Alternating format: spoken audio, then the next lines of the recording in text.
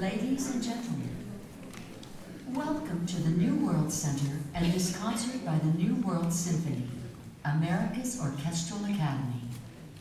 Please refrain from conversation, text messaging, and leaving the auditorium during the performance.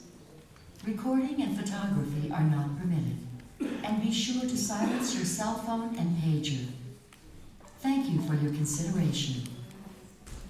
Damas y caballeros, bienvenidos al New World Center y a este concierto de la New World Symphony, la Academia Orquestal de América. Por favor, absténgase de conversar, enviar mensajes de texto o retirarse del auditorio durante el concierto. Está prohibido grabar y fotografiar. Y por favor, asegúrese de poner en modo silencioso su teléfono celular y su beeper. Muchas gracias por su consideración.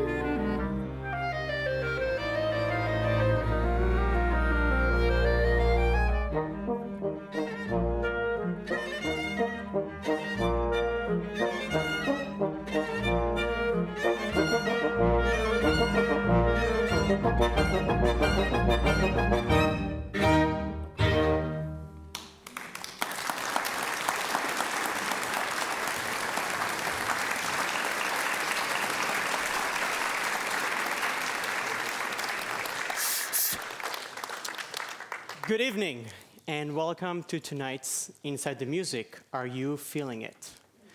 My name is Ron Kampel, and I'm a third-year clarinet fellow here at New World Symphony. Now, in addition to greeting you all here, I would like to take a moment and greet all our viewers joining us online via the webcast. And you just heard the first movement from Beethoven's Septet. Now, every time I come back to this piece, I would like to remind myself that this piece was probably a party piece.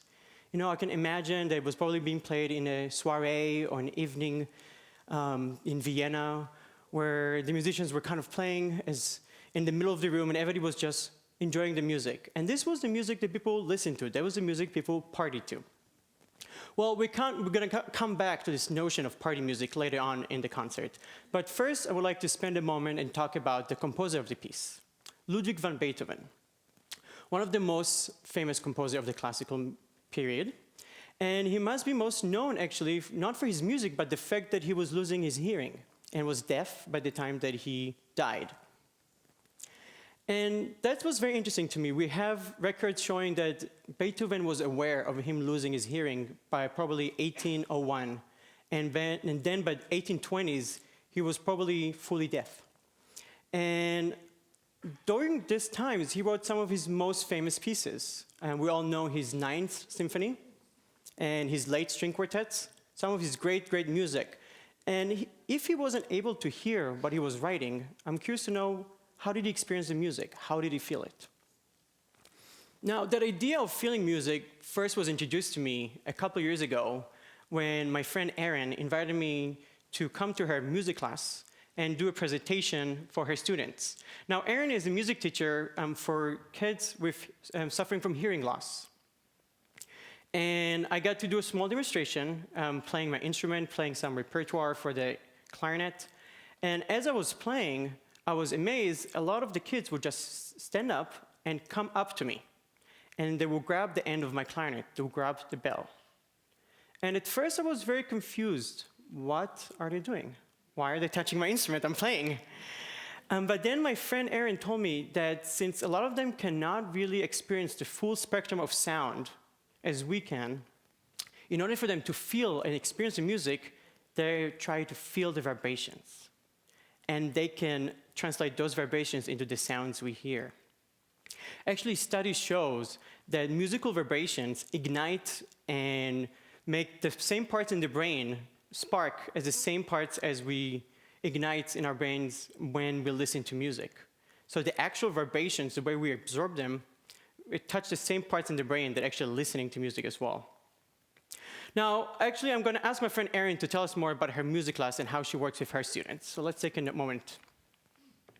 My name is Erin Bolliker, and I taught music at the Children's Center for Communication, Beverly School for the Deaf in Beverly, Massachusetts for 3 years, working with kids with mental severe handicaps and working with kids with severe hearing loss. Kids with severe hearing loss need a multisensory approach to music. We're all, whether or not we're consciously aware of it, we're all aware that music has vibrations, and that can be felt by anybody, even with kids with a severe hearing loss. And so my job as a music teacher was to bring awareness for those kids to those vibrations and help them to understand what they meant. So a stronger vibration being a lower sound, a lighter vibration being a higher sound.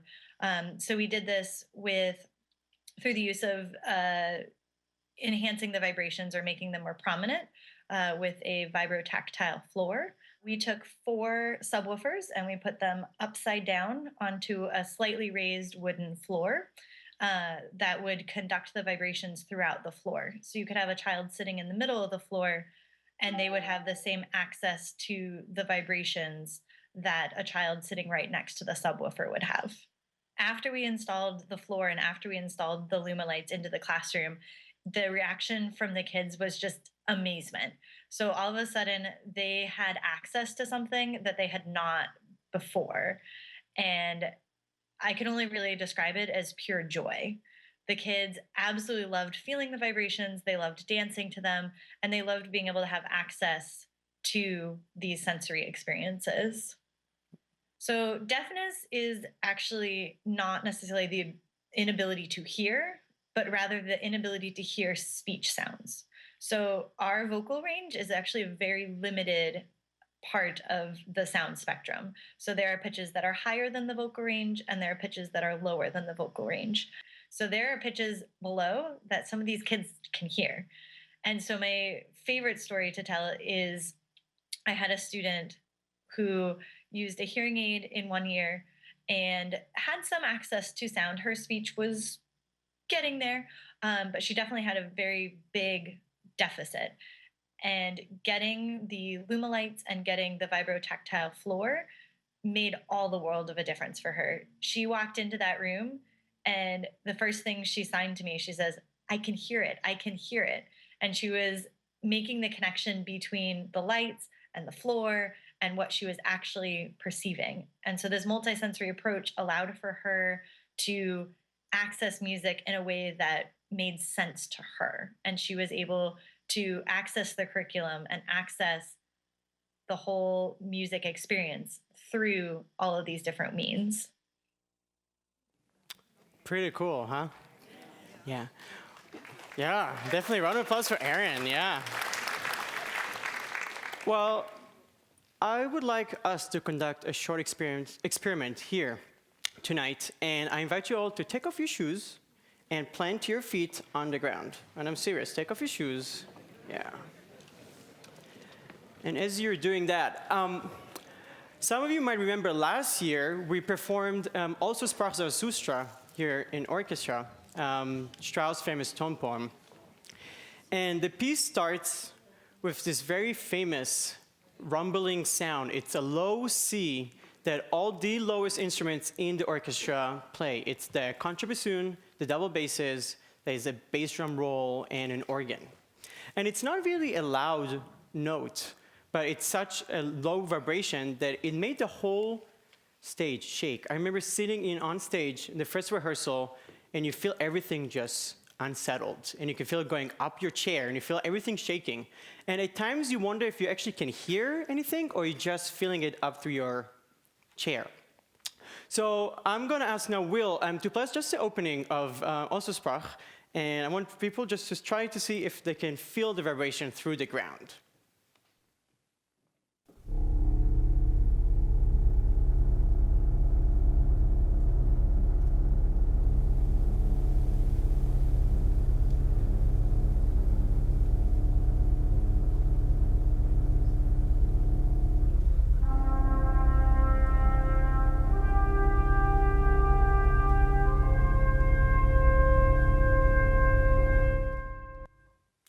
Actually, don't worry, it's not going to get loud. I have some audience members protecting the ears.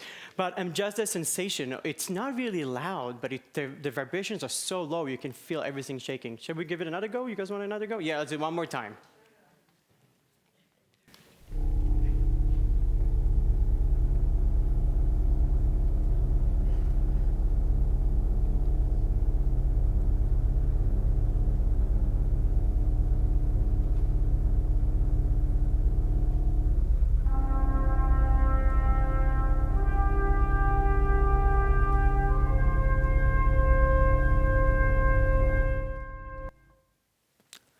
Pretty cool, yeah. So actually, what we just experienced was amplified by speakers. But when you have 12 double basses on stage, it's pretty cool as well. Now, I would like to talk for a brief moment about how we produce sounds on acoustic instruments, on musical instruments. So the most common way is by hitting or striking a string or a membrane. So if we think about when we hit a bass drum, We're going to have a video here showing the impact of the mallet on the head of the drum, and then the vibration of the skin just keep moving up and down, and that's pushing the air, which will create the sound. Now, this image was captured by high frame rate cameras. So those are, I think, around 1,000 images per second. So it's really, really slowed down for you guys to really see the vibration. When those happen in real time, it's just not really visible by the regular eye. Now, I'm going to ask my friend Drew to come up to the front and talk us a little bit about how we produce sound on string instruments.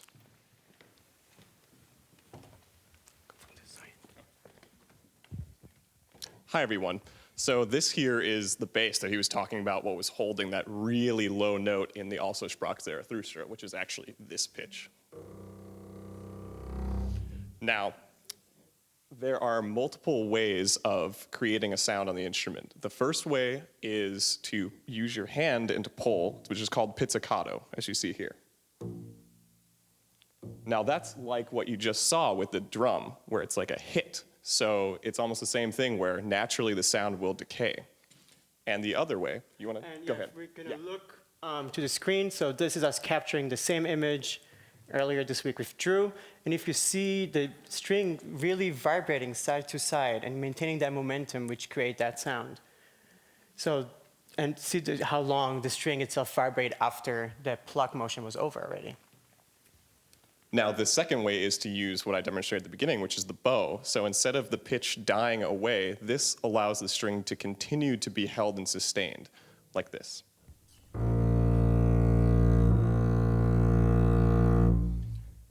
The actual physics of what's happening is as the string is activated, the vibrations are going from this piece of wood right here, which is called the bridge, into the hollow of the body. And as the instrument's vibrating, wind is coming out, air is coming out, just like a wind instrument. The wind is coming out and creating the sound. And if you're noticing in the video here, you can see how the hair in the bow is re-plucking the string. So the tension it creates a continuous vibration by putting energy into this motion. That's pretty cool. Now, Drew, so if I was feeling your vibration sitting far away from me for orchestra, I'm sure that you feel the instrument vibrations pretty prominently. Can you tell us about that? Sure. So as you see, when I was playing, I sit down. And when you're playing and creating a big sound, you actually feel the whole instrument vibrating. So this instrument lies against the side of my leg. And as I'm playing, I can actually feel the vibration in the back of the instrument against me. Now, actually, I would like to have a volunteer from the audience just to come up front and just try to observe if they can feel the same sensation that Drew was talking about. One volunteer. Yes, come up front here.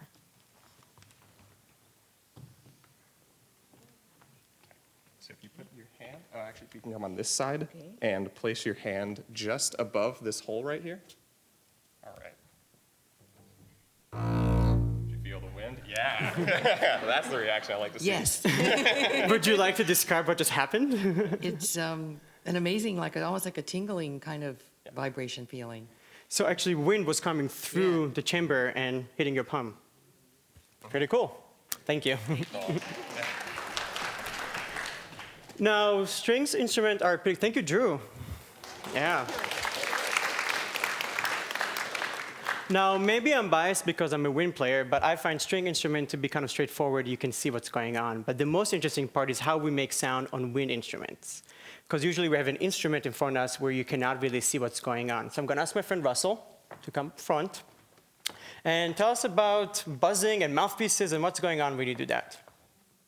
Okay, so you can kind of think of the way brass players play instrument a lot like how strings do it, but instead of having, like Drew has, a bow and strings, we have just our two lips. So you can kind of imagine that, one of my lips is the string and the other lip is the bow. Or you can think of it as the air is the bow that, activates those two mechanisms to vibrate.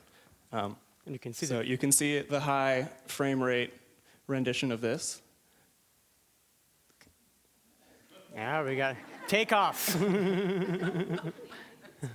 So that is essentially a slowed down version of. So you can kind of see how that could come out of that. So then we take what is called the mouthpiece and we amplify that vibration. And then we put that into about 16 feet of tubing.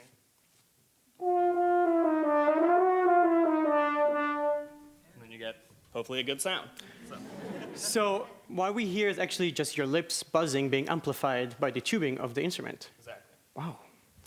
Well, brass instruments are cool. Yeah, a round of applause for Russell, for sure. But now we're going to move into the really fascinating stuff, the reed instruments. So I'm going to ask my friend Sean to come to the front and talk to us a little bit about the reed. Now, a bassoon uses double reeds. What does that mean? Yeah. Okay, so yeah, bassoon is one of two double reed instruments in the orchestra world, along with the oboe, which you'll see later tonight. So this is what a double reed looks like. The reason it's called a double reed is instead of like a clarinet, where you're putting a single piece of wood into what is that, mouthpiece? Instead of doing that, you actually have two separate pieces of wood that are tied together by wires. And when you blow into them, they vibrate, and they open and close and make the vibrations that you then put into the instrument to make the sound. Okay, so let's have a look at that. How does that look?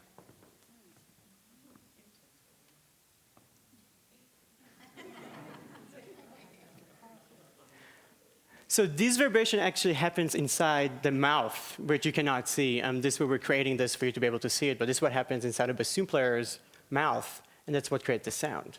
Now, it kind of looked familiar, what you saw with the vibrations of the reed. It kind of looked familiar like the lips vibration, so I'm going to ask Will to pull those two images across each other, and you can see how we have the reed imitating the motion of the lips. So we have another vessel, artificial vessel, creating the same motion. Yeah.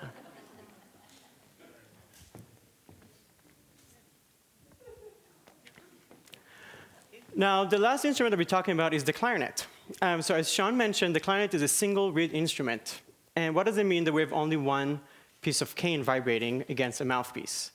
And I was very surprised when we did this slow motion session. I expected the reed to be vibrating in one specific way, and then we slowed it down. We had to slow it down a lot. So for most of the images, we used around 1,000 frames per second. For the clarinet and bassoon reed, we used to go almost up to 2,000 frames per second because the motion is so quick. It was really hard to notice any difference. So we had to slow it down a lot. And that image is pretty cool.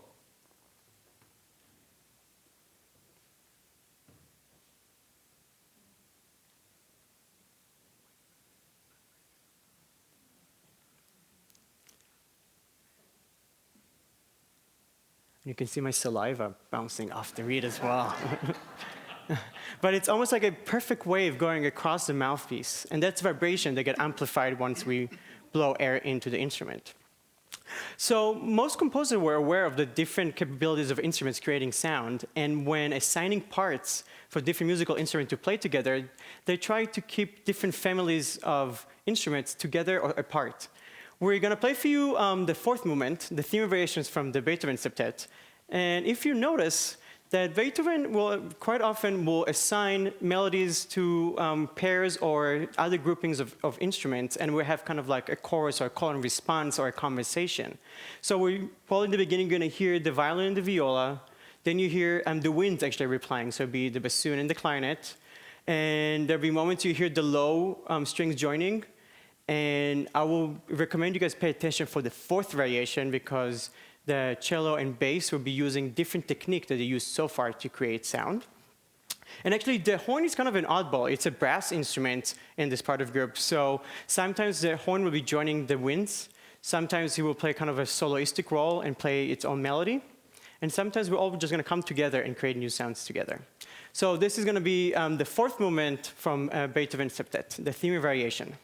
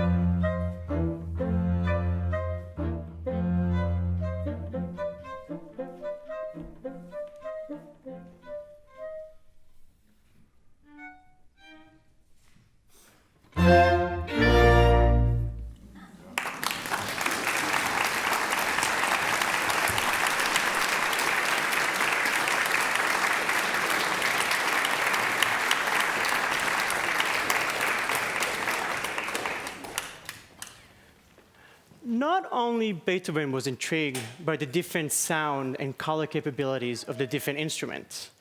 American composer Elliott Carter was so fascinated by the different color, timbre, sound capabilities of the different wind instrument that he wrote a whole piece just dedicated for the woodwind quartet. So in the woodwind quartet, we have a flute, oboe, bassoon, and clarinet. Now, those instruments are part of the same group of musical instruments, but they're very different. They're made of different materials. We have flute, I guess, is not the only woodwind instrument which is not made out of wood nowadays. And they're different in the way they make sound, using double reed, single reed as well. So composer Elliott Carter wrote this piece called 8 Etudes and a Fantasy for Woodwind Quartet. Etudes are kind of studies, and I chose 2 studies from this set of etudes. Those are actually my 2 favorite ones. And he definitely pushed to the limits the different possibilities with the different instrumentation, creating different colors and different shades with the different sounds that those instruments can create.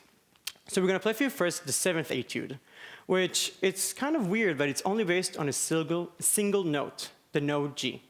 That's the only note we're playing in this whole movement.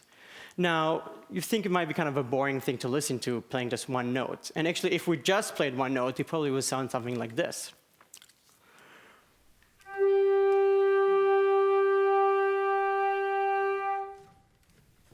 Which is nice, but I don't think you would like to listen to this for the next, is it 40 seconds, minute?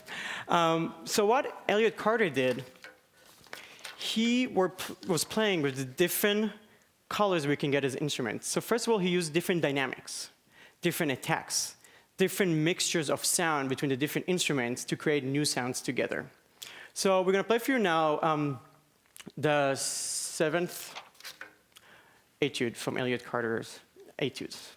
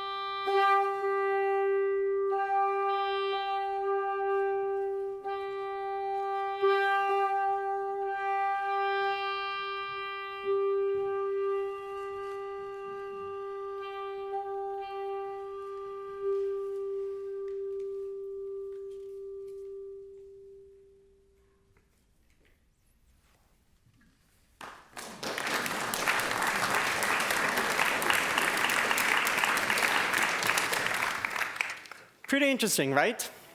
Well, let's talk about how we create sound on different instruments and what makes the sounds a bit different. So we talked about the material and the way we produce sound, but actually we're not aware that the characteristic and the special flavor of our different instruments is mostly due to the overtone series.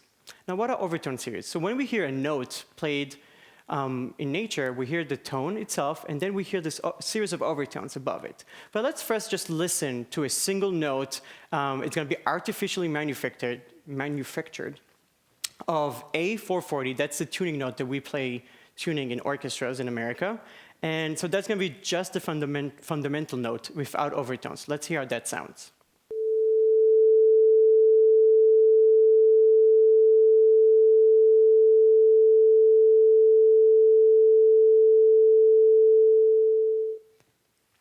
Sounds familiar. We heard this kind of notes, but it doesn't feel right. It doesn't feel like it's the right sound that we used to hear in musical instruments.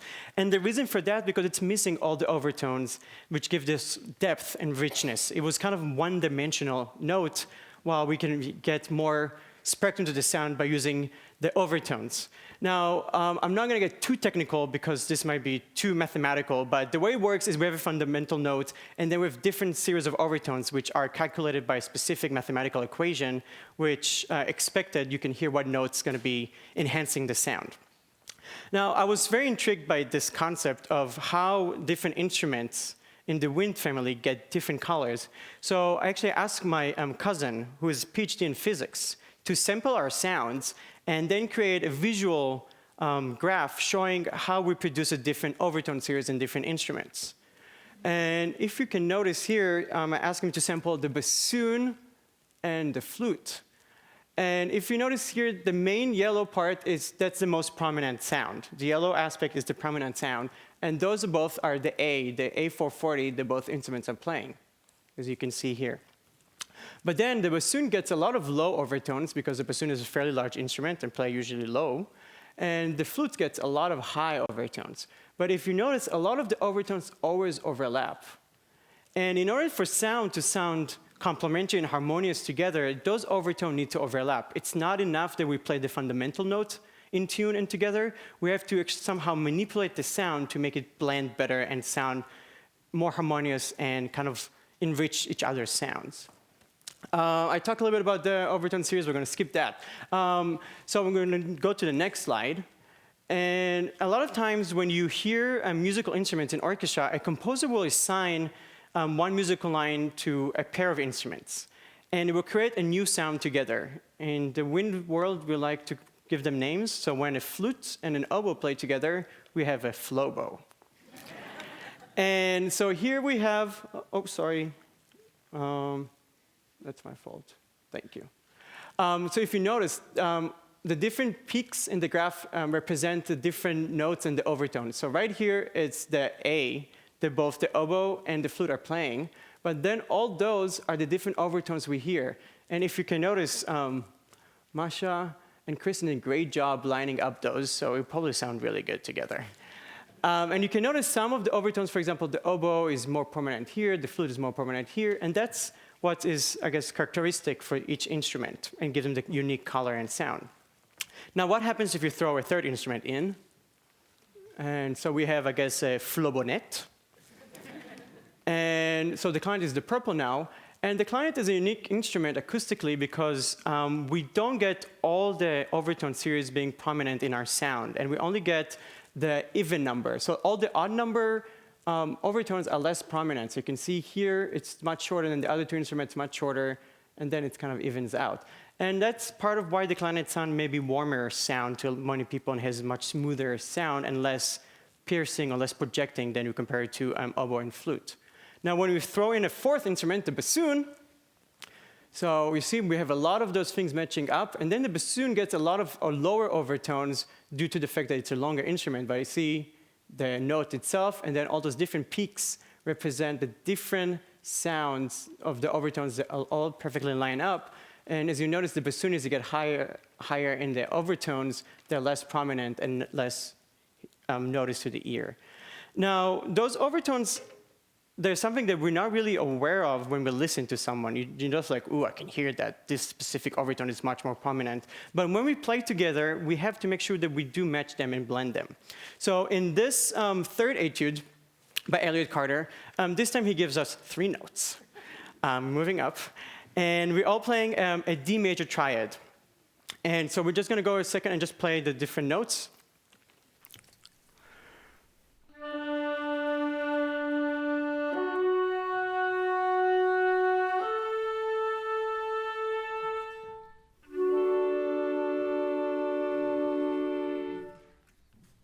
Pretty nice. So this is when we play those different notes by itself. But in this piece, Elliott Carter is aware of the different timbre possibilities of different instruments, and he would kind of play a trick on us and change the instrumentation and the voicing of the different chords the whole time. So sometimes there'll be different groups of 3 instruments playing. Sometimes there'll be all 4 of us playing together, but we'd be doubling different notes. And this is really, really cool effect. I want you guys to really keep your ears open and see if you can actually notice when one instrument takes over a different instrument and how it changes the whole color and shading of the chord.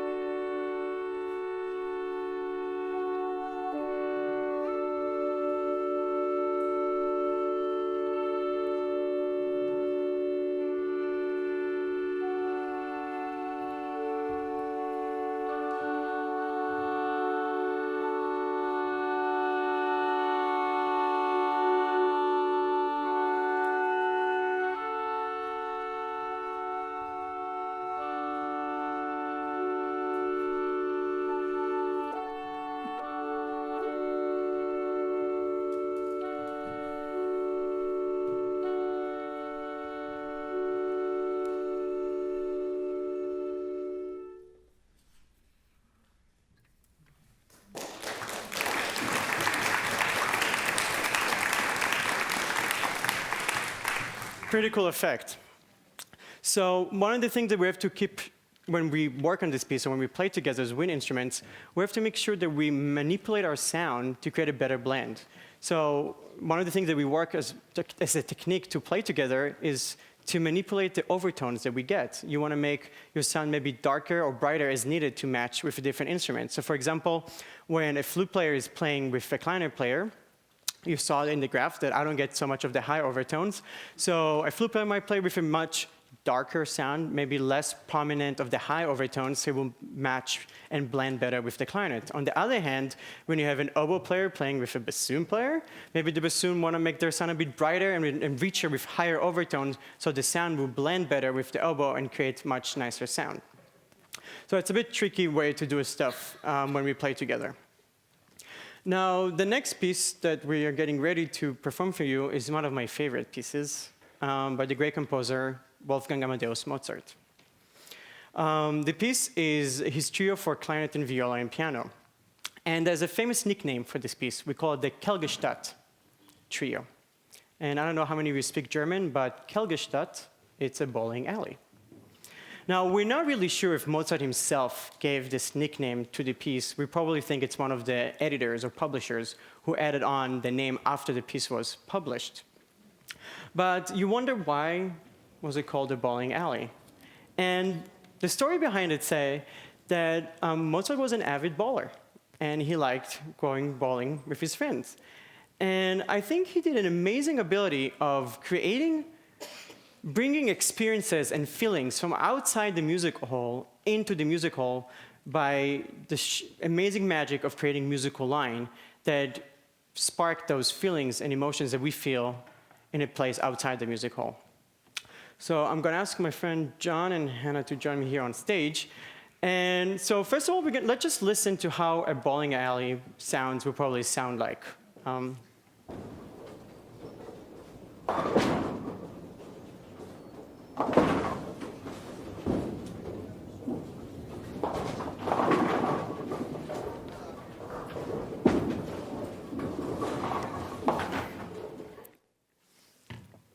Familiar sounds that we all heard millions of times.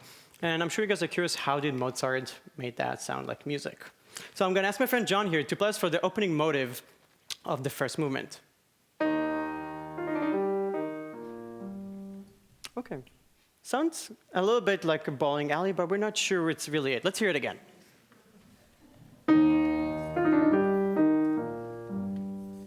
I can hear it. Well, let me explain to you. Let's walk through how actually those sounds maybe create those feelings of bowling alley by a musical means. So we start with a little impact chord. That's probably the ball hitting the lane. And then we have a little turn. I think that's probably the ball hitting the pins. And then we have the triad falling down. And those are the pins falling. So can we hear it? Actually, Hannah, can you join John? And let's hear how that will sound again. Remember, bowling alley sounds. Can you feel it? Bowling alley? Yeah. Well, we're going to perform for you now the first movement from this trio. And please keep track. Which one of us got the most strikes? Check an A.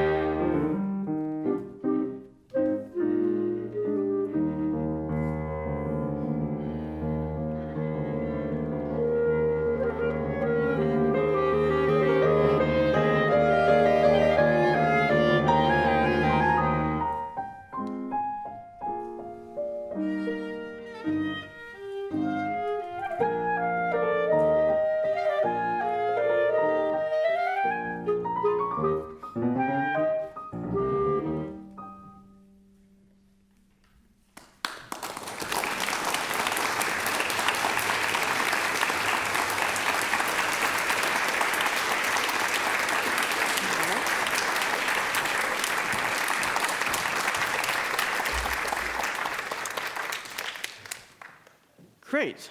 So I think you can feel the motion in the sound, the inertia, the motion all coming together. So that's another way of feeling music. Now, I'm going to ask my friends from the Beethoven Septet to join me. We're going to play for you the last movement. And I think that's a great opportunity for us to put it all together. So we talked about sound and blending sound. And actually, the finale movement starts with a slow march. And the first note is just a single E flat of that introduction. The last note is a single B flat. So all of us, all 7 of us, we're playing the same note, and we're going to create a new sound as we talk with blending sounds, winds and strings, brass and woodwind, creating a sound together for a new instrument which doesn't really exist.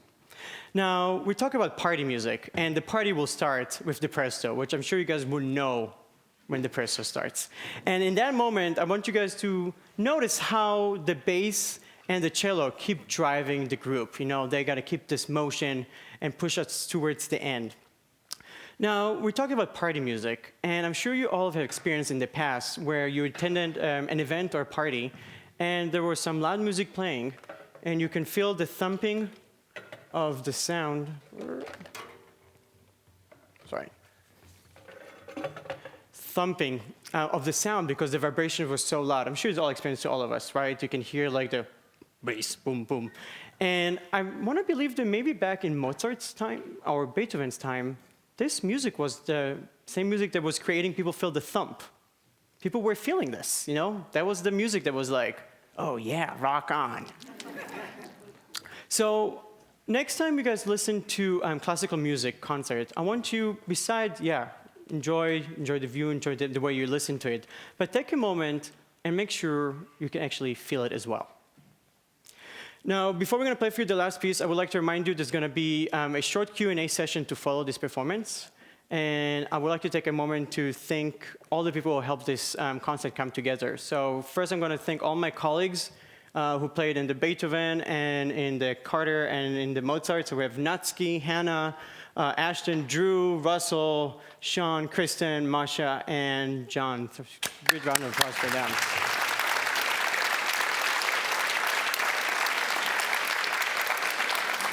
Second, I would like to thank all the production crew, to Adam, Dean, Alan, Jay, Robin, Will on the slides for doing such an amazing job with this somewhat involved production. I would like to thank Clyde and his video team for this amazing videos you just saw of the slow motion.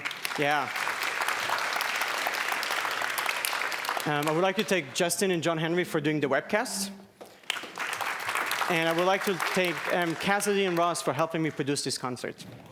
Yeah. And so without further ado, the finale movement from the Beethoven Septet.